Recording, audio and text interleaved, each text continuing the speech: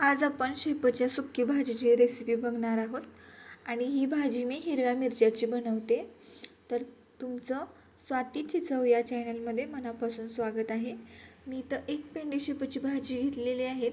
त्याचे गुळं मी कट करून घेतलेले आहेत आणि भाजीला मी धुवून घेतले 2-3 वेळेस, कारण सध्या पाऊस खूप पडतोय त्यामुळे शेतामध्ये पण चिखल आहे ना, तर भाजीला पण खूप चिखल लागते.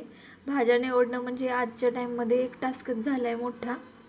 आणि मग मी या भाजीमधले मोठे मोठे जे बुडं असतात ना, ते पण मी सगळे काढून घेतलेले आहेत. कारण बुडं भाजीमध्ये काय होतं की ते थोडे खाताना ना टसटस लागतात, म्हणून मी मोठे मोठे जे बुडं होते ते काढून घेतलेले आहेत. आणि बाकीची भाजी मी एकदम लहान लहान कट करून घेतलेली आहे. स्पेशली त्याचे जे बुडं असतात ना खालचे मोठे देठं, ते एकदम लहान लहान कट केलेले आहेत मी. तुम्ही पण लहानच कट करून घ्या. आणि सगळीच भाजी कट झाल्यानंतर मी एका प्लेटमध्ये काढून घेतलेली आहे. त्यानंतर आपण काय करणार आहोत, मिरच्या भाजून घेणार आहोत आपण. हो, मी एका याच्यामध्ये काय म्हणतात तव्यावरती मिरच्या भाजून घेते. इथं मी मिरच्या आणि लसूण एकत्रच भाजून घेते. थोडंसं तेल टाकायचं त्याच्यावर आणि त्याला भाजून घ्यायचं. मी कच्च्या मिरच्याचा ठेचा डायरेक्टली भाजीमध्ये घालत नाही, कारण आमच्या घरच्यांना डायरेक्टली कच्च्या मिरचीचा ठेचा घातला की काय माहीत त्यांचं पोट खराब होतं. त्यामुळं मला मिरच्या भाजून त्याचा ठेचा बनवून परत फोडणीला घालावा लागतो. तर मी इथं मिरच्या भाजून घेतल्यात आणि आता मी त्याचा ठेचा पण बनवून घेते. आणि त्यानंतर आपल्याला एक कढई ठेवायची. इथं मी एकदम जाडबूड असलेली कढई घेतलेली आहे आणि त्यामध्ये तेल तुम्ही तुमच्या अकॉर्डिंग घाला.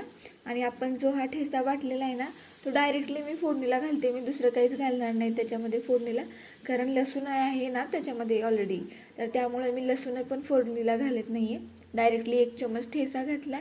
त्यानंतर आपण हळद घालू आणि मीठ पण घालू आणि थोडंसं त्या ठेच्याला आणखी थोडं भाजून घेऊ आपण. आणि ते भाजायचं झालं की मग त्यानंतर आपण लगेचच त्याच्यामध्ये भाजी घालून घेऊयात, आपली शेपूची भाजी. आणि शेपूची भाजी घातल्यानंतरही आपल्याला छान परतून घ्यायचं आहे भाजीला, जेणेकरून ते सगळं तेल त्याच्या प्रत्येक भाजीच्या कणाला लागलं पाहिजे, असं त्याला आपण परतून घेऊ. म्हणजे काय की भाजीला पुन्हा छान तेल सुटेल आणि आपल्याला भाजीमध्ये एक्स्ट्राचं पाणी घालायची गरज पडणार नाही. आणि भाजीला आपल्याला कमी स्पीड करून म्हणजे गॅस मंद ठेवूनच शिजवून घ्यायचं आहे, नाहीतर काय होईल की भाजीमधलं सगळं पाणी आटून जाईल. आता इथं सध्या तरी मी एक पण थेंब भाजीमध्ये पाणी घातलेलं नाही आहे. भाजीला भाजून घेतले छान आणि त्याच्यावरती आपण एक प्लेट ठेवून भाजीला वाफ देऊन घेऊया 2 ते 4 मिनटासाठी. आणि भाजीला आपोआपच खूप छान पाणी सुटेल 2-3 मिनटातच. तुम्ही इथं बघू शकता, आता मी टोपण उघडलेलं आहे आणि खूप छान भाजीला स्वतःचंच पाणी सुटले. मी एक थेंबही पाणी घातलेलं नाही. आणि त्यानंतर आपल्याला त्याच्यामध्ये थोडंसं शेंगाचं कूट घालायचं आहे, जे की मी मोठं मोठं वाटून घातलेलं आहे. मोठं मोठं वाटून घातले तर भाजी पण असं जास्ती चिकट झाल्यासारखी होणार नाही, खुली खुलीच राहील भाजी. म्हणून मोठं मोठं शेंगाचं कूट मी वाटून घेतलेलं आहे आणि तेच घातलेलं आहे. आणि त्यानंतर भाजीला आणखी 2 मिनिट आपण परतून घेऊ. आणखी 2 मिनटासाठी आपण झाकून ठेवूयात. मग 2 मिनटातच आपली भाजी शिजून रेडी होईल. तुम्ही एकदा चेक करा शिजली आहे की नाही. इथे माझी भाजी तर रेडी झालेली आहे.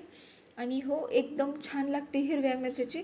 लाल मिरच्याची पण छान लागते, पण त्यापेक्षा जास्ती छान हिरव्या मिरच्याची लागते. माझ्या म्हणण्यावरून तुम्ही एकदा ही भाजी ट्राय करून बघाच. आणि रेसिपी आवडली असेल तर सबस्क्राईब करायला विसरू नका.